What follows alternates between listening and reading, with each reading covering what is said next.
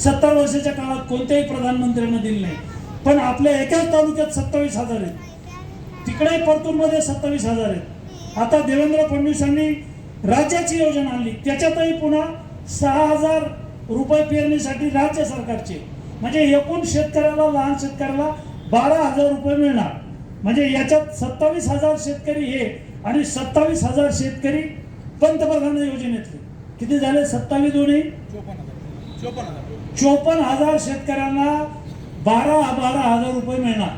12,000 म्हणजे 54,000 शेतकरी परतूरला, 54,000 शेतकरी मंट्याला आणि एवढे 1,00,000 शेतकऱ्यांना 6,000 रुपये देणारे सरकार.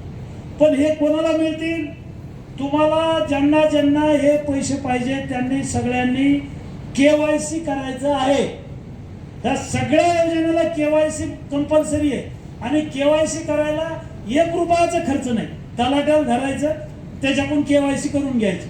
ऐकत नसेल मंडळाधिकाऱ्याला सांगायचं, ऐकत नसेल तहसीलदारकडे अर्ज करायचा, तहसीलदारचं ऐकत नसेल SDM कडे करायचा आणि SDMचं ऐकत नसेल तर माझ्याकडे करायचं. मग कोणती टेरामायसिन द्यायचं का बिटवील द्यायचं का कोणती कॅप्सूल द्यायची ते मी ठरवतो, ते सुरळीत होईल. आणि म्हणून हे सगळ्याची KYC करायची आहे. लाडक्या बहिणीची KYC करायची आहे.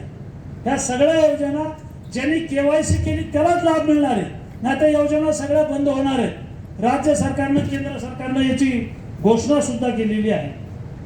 पंतप्रधान आवास योजनेमध्ये या मतदारसंघामध्ये परतूरला आपण परतूर तालुक्यात 22,000 घरकुलं मंजूर केलेले आहेत. पंतप्रधान आवास योजनेत मंठा तालुक्यामध्ये 15,557 लोकांना घरं दिलेली आहेत. मंठा तालुक्यात माता रमाई योजनेमध्ये 1,005 लोकांना यावर्षी घरकुलं दिलेली आहेत. आदिवासींसाठी शबरी योजनेमध्ये 253 घरं दिलेली आहेत. मोदी आवास योजना राज्य सरकारनं पहिल्याच वर्षी काढली.